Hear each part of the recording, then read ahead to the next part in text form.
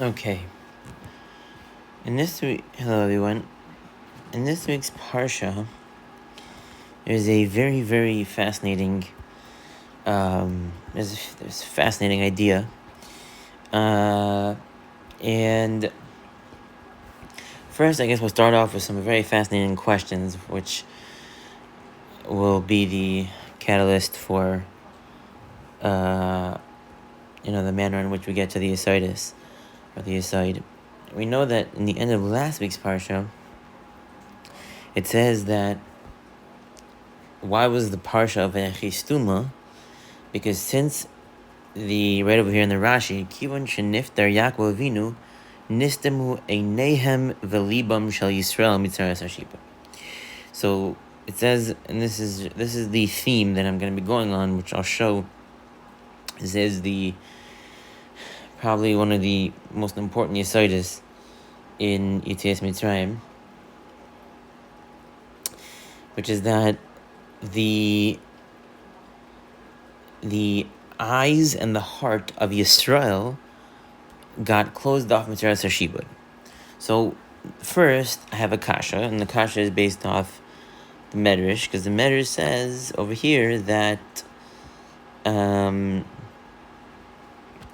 Medrash says that Klal Yisrael Lamelcha over here, she calls Machaya Echad Me'em Kayim Ma'os and Shard Mitzrayim Lo Shibdu HaMitzrayim B'Yisrael. It says that as long as anyone from that generation, the first generation who had come down to Egypt in the times of Yosef, was alive, the Egyptians had not been Mishabed Yisrael. So what's pshat? That it's saying that the eyes and the hearts of the Jewish nation of Yisrael were closed off when Yaakov died, and therefore, because the Tzaras Hashibud, right? That was the lashon over here, right? Mitzaras Hashibud, from the pain of the Shibud. What Shibud? Well, we just showed the Medrash that said that there's no Shibud started until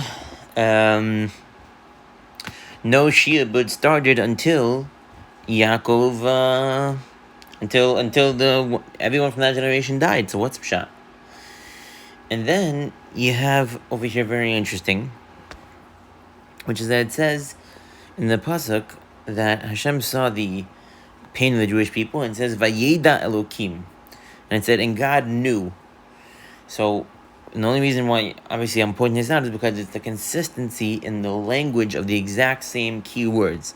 Rashi says, what does it mean Vayeda Elokim? What does it mean that God knew the pain of the Jewish people? It says Nasan Alehem Leiv. He put on them his heart, velo he'elim einav, and he didn't look away with his eyes, which is the exact same lashon as over here of nistemu einehem velibam. Not only that, we go weiter. It says, and it was in those days, ve'igdal Moshe ve'etzel. This is Moshe.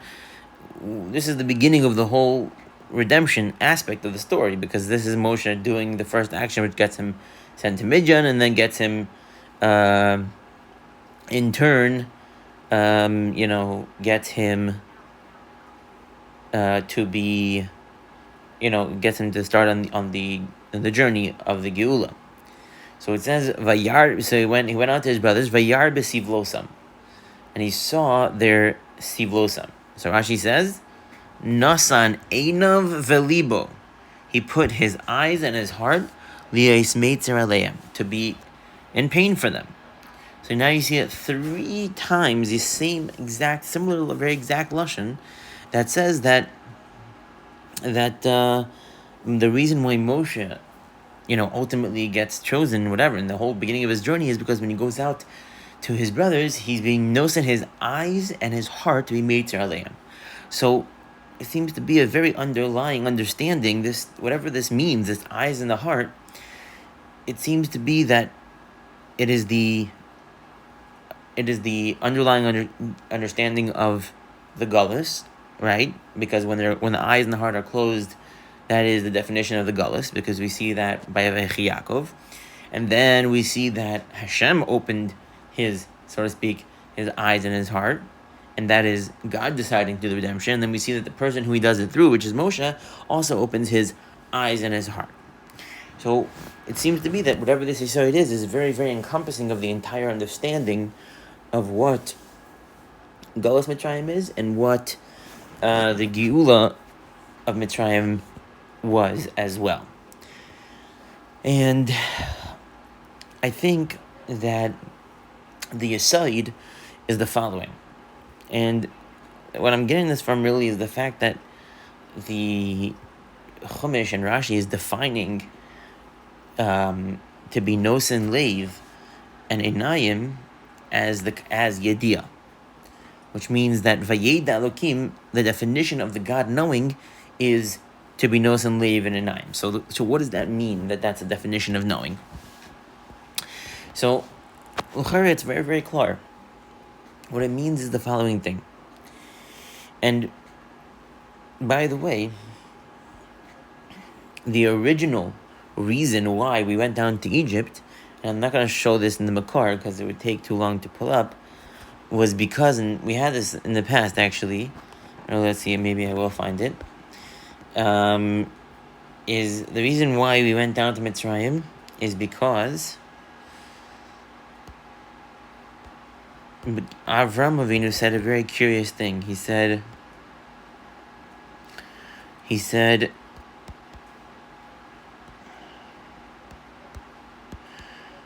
Bama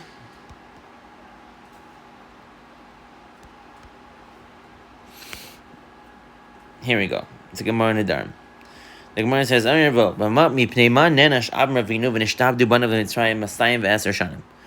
Avram Avinu punished and his children were sent to Egypt for 210 years?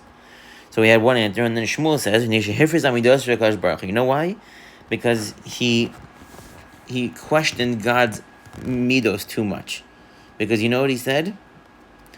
And I want you to, the key is this word right here. Bama Eida, which is Yediyah, which is the same thing that we're discussing in the Nasan Einayim Valev. The whole reason, according to the Gemara and Nedarim, that the Jewish people went down to Mitzrayim originally was because Avram said the words Bama Eida, with what will I know that I'll get Eretz Yisrael? And that is why we went down to Mitzrayim. That's literally what the Gemara says right here, and that I'm showing you. So I'm not making that up. So it's very, very clear that there is a chisaron in Yediyah. Now the question is, what does that mean, simply speaking? And what I believe the answer to the question is a very, very interesting concept, which is that we understand that the Rambam says over here that essentially the entire idea and the entire yesod of understanding of what happened in Mitzrayim and what the Yetziyah meant was basically, it was all a sliding scale of how much avodah zarah we were doing as the Jewish people, and then and were we able to hold on to the ideology of Avraham Avinu of monotheism. And the Rambam brings that out here. He says over here, Mo'om la'avat shir le'avodah zarah, and it says right over here, v'kimat kat, which basically means it was almost haya ha'ikr. It was the concept, the ikr, like the Shlosh Ikarim, right? The underlying basic idea of life, sheshasal Avram, that Avram planted, ne'akar. It was almost uprooted. V'chozim b'nei Yaakov l'taos ha'olam u'se'iosan.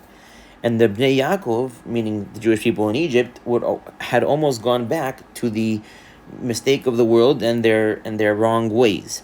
And then Ma'avas Hashem Osanu, Hashem was well, Avram Avinu. So, because Hashem loved us and He kept the shvuah to Avram Avinu, it's interesting that, like we're saying, it's dafka to Avram Avinu that He's keeping the shvuah, not the other two avos, which is very good according to what we're saying. And the Gemara in the Durham says that the whole reason he went down to Mitzrayim was a punishment for Avram Avinu. So, as a result of that, Asa Moshe Rabbeinu Rabban Shekon Avinu Mushlach. So he created, it's a very interesting lashon, He created Moshe Rabbeinu and He sent him. So, the idea is that the concept of the Galus Mitzrayim was a process which almost uprooted completely the ideology that Avram Avinu had begun and the movement that he began.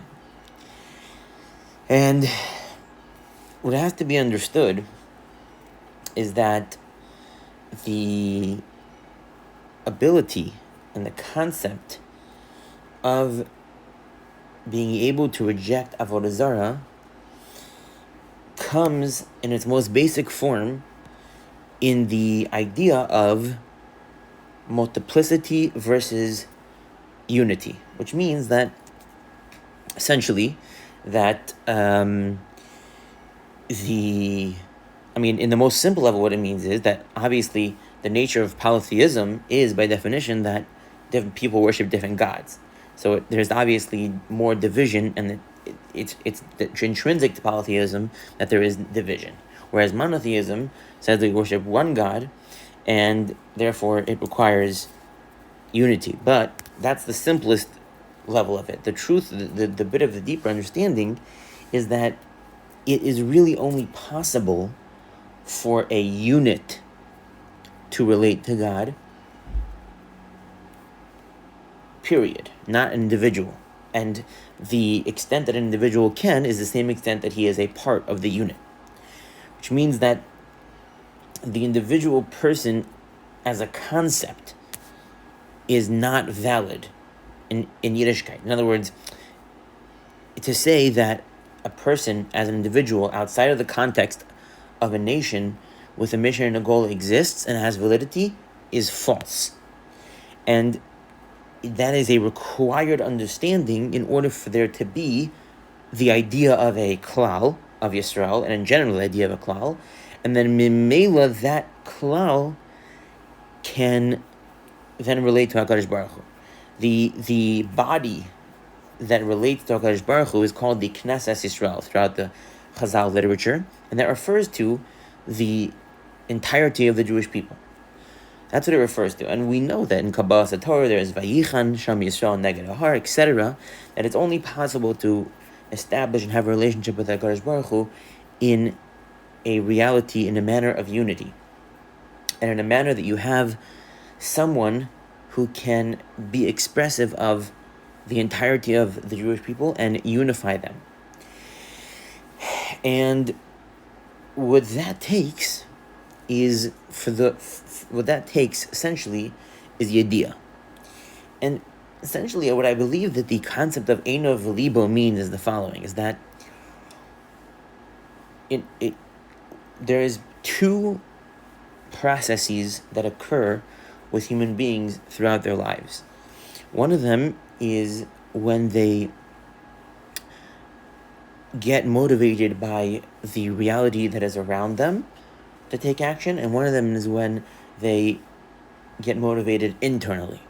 The Gemara says, the Chumash really says that the way that the Yetzer Hara works is that the ayin is roeh, and then the leiv is chomi. The eye first sees the thing, and it gets attracted to it, something that's outside of it, it sees it, and then the heart now desires it, and then you go and you do the avera. But when it comes to something internal, obviously, the way that it works is first, the heart makes a decision about something, and then what happens is that you begin to see in light of the perspective that you took on. And that is really what it means to know. So let me explain. So in other words, like this. Moshe Rabbeinu, let's take the one by Moshe Rabbeinu. Moshe Rabbeinu grows up, and this is probably, by the way, why it had to be that he was the prince of Egypt, and considered to be a total Egyptian and dressed like an Egyptian. But he grows up, and he goes out, Vayar Vayitzei el Echav, to his brothers. What does that mean? In what way are they his brothers? I mean, this person grew up in Paro's house. So what does it mean that Moshe saw his brothers? So we're telling you that in order for Moshe to have identified other Jews as his brothers, it could not have been based off the natural biological way of nature. In other words, that since he was among them and he was perceived as one of them, therefore he felt kinship. That wasn't it, because he wasn't. So Elamai, how did Moshe understand they were his brothers? Because he was nosin an ayin and a leiv, which means that he undertook the perspective, the discovery that he was Jewish, and then it was real. It was so much the reality of what he was, to the point that it colored the way he looked at them, and now he perceived them as brothers because he cared about them so much as fellow Jews, not the reverse. So it's not that he started off as being part of them, and then Memela, they were also Jews. No. The manner in which he created his attachment to the Jewish people was as they were Jews first, and then he viewed them as his brothers because they were Jews, and a Jew was his brother. And that is what is required in order for him to have been the Goyal. I mean, that is the real understanding of what was happening, which I think is a very, very profound realization of how we have to relate to our fellow Jews, even if they're our closest friends, and for sure not. And it's easier to relate within this dynamic, but it assigns a whole different level of value to a fellow Jew in terms of the way that you look at them. Now, what does it mean that there is nistam mitzaras hashibud? So we have to realize that the word shibud doesn't mean that they were factually enslaved. That's not what it means at all. Rather, what does it mean, the word shibud? So we're saying that when Yaakov died, the Yisrael. So now, what does that mean, Yisrael? Meaning, when we say Yisrael, essentially what that means is the following thing, is that because of the fact that Yaakov died, the concept, the idea, and the operating system of Yisrael per se, that there was a group of people and they were all together and they all cared for each other because of the identities and of their mission, and therefore they projected and operated as a nation of Yisrael, stopped when Yaakov died, because Yaakov was basically someone who always put his eyes and his heart onto the rest of the Jewish people because they were his children. So in other words, in order for there to be a real sense of Yisrael, there has to be someone who can know the Jewish people. In other words, that he can have an attachment to them, which is completely based in the way that he defines himself, based off the fact that he has full confidence and understanding of the value of himself as a Jewish person. And that was only able to happen from the outside in. So that is the underlying yesod. And the same thing can be said when it says Nasan Einav Liva by HaKadosh Baruch Hu. That what does it mean that HaKadosh Baruch Hu put his eyes and his heart, Nasan Aleim Leiv V'lo He'elim Einav, right? He put on him his heart. Hashem put on the Jewish people his heart. Vayeda, he knew, right? So what that means is that essentially is that HaKadosh Baruch Hu has now decided that it is the time to express himself in terms of the fact that he is essentially part and parcel of the Jewish people, right? And that is what's happening. That's the whole story of Yetziat Mitzrayim. That God, puts his name on us and he takes us out. Like Kachas L'Goy Mikarev Goy. Right? I mean, that is the whole story of the Jewish people, right? Like Evrim Nikra Aleinu. And he said, God was Nikra Aleinu. He came to us and he said, So it's a process of God putting his name upon us and creating the reality of Yisrael V'Araisa Kutrabrichu Chadhu. So the definition of Yediyah is the attachment to something else based off the fact that it is the underlying reality of the way that you yourself define who you are. So in other words, Moshe defines himself so real, in such reality and of such pinnacle importance as a Jew first. Therefore, it is through that self-definition that he attaches himself to other Jews and views them as his brothers. That is the correct understanding of of this Yesod. And that is why at the end of the Parsha, there is a shocking statement that Moshe makes to Hashem. Everybody, Medrash talks about it, but Moshe says to Hashem, after he goes to Paro, he says, Lama hari'osa la'amazeh. Right? Moshe says to Hashem, he says, why did you do bad to this nation? Right? He says, Moshe Hashem v'yomar, Hashem, lama hari'osa la'amazeh, lama zeh shalachani. Right? So Hashem, he said to Hashem, why'd you do bad to the people? So it's very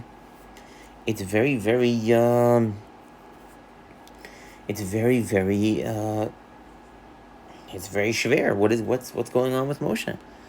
Well, he doesn't realize that there is a plan. He doesn't trust in HaKadosh Baruch Hu. I mean, we're talking about the Rabbim Shekol and Nevi'im over here. Well, what is the pshat? But my great grandfather in the Sefer, he says that the aside over here is that Moshe was moiser nefesh for the sake of the Jewish people. Moshe Rabbeinu knew that he was going to get punished for this, and he knew that he shouldn't talk to God that way, but he was unable. You have to hear this very clear. Hear this very, very good. This is the entire side of what I'm saying. Moshe was unable to stand by and watch the Jewish people suffer. I mean, it's very nice. It's tachlis, very, very, very nice to say that, Moshe should be aloof and he should understand that Hashem has a cheshber and everything. Lemaisa, Moshe is watching Jewish babies being crushed, and so he goes to Hashem and he says, why did you do this? Why did you do bad to this nation? Why? And it's because it's not pshat that Moshe made a mistake here even. It's pshat that, and we don't see the Chazal we don't find that lashon here. It's pshat that this was the definition of who he was. Right? This is the taich of who Moshe Rabbeinu was. He was someone who wasn't capable of watching the Jewish people suffer. That's because he had yediyah, and that was a prerequisite for him being who he was as the Goya. So that is the underlying Yesod, and I just wanted to add a new thing where I would just finish off with the Maisa from these Divrei Torah, because obviously Torah is not meant to remain in a theoretical sense in any way, shape, or form, and it's meant to improve our lives and show us an understanding which can help us make a positive change towards growth in our own lives. So I guess we'll just conclude with saying what the lesson here would be, which is that our attachment to other Jews cannot and should not be based on any sense of, how much you take or how much you can get from the Jewish person, your Jewish brother. Rather, it should be intrinsic to who you are, that you love your Jewish brother. And if it's not, then that is a magala milsa, that you do not, as a person yourself, prioritize your Jewish identity.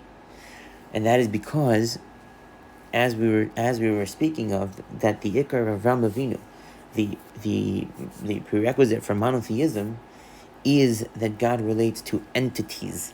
He relates to a klal, which by definition means that everyone within that entity cares for each other due to the definition of what the entity requires. And therefore, the Musar Haskel over here for us is to love our fellow Jews, and not to just to love them, to know our fellow Jews, which means what? Which means that when you say, oh, I care so much about, whether it's what's happening in Israel or a poor person, this, and you talk, and someone talks, and they say, I care about this, and they speak about it, and yap, it's all talking. But Lemaisa, in order for it to be considered real, what it has to be is that it's in your heart, and it's not enough that it's in your heart, but it also has to be in your eyes, which means it's also practically how you have to look at it, how it has to feel to you. You see, when Moshe goes out to his brothers, and he sees the Mitzri, you think that Moshe was in the palace of Egypt, he got everything, he had everything he possibly want, in the superpower of the world at the time, Egypt, and he was the prince. You think that his care about the Jewish people was just by words? No. Obviously, he cared about it to the point that when he saw something happen which had a ramification in terms of his caring about the Jew, he immediately took action.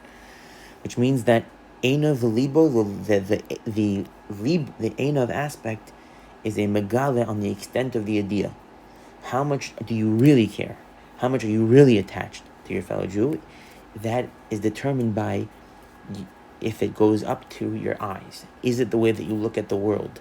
Will you react based off that perspective that you say that you have? Have a wonderful Shabbos.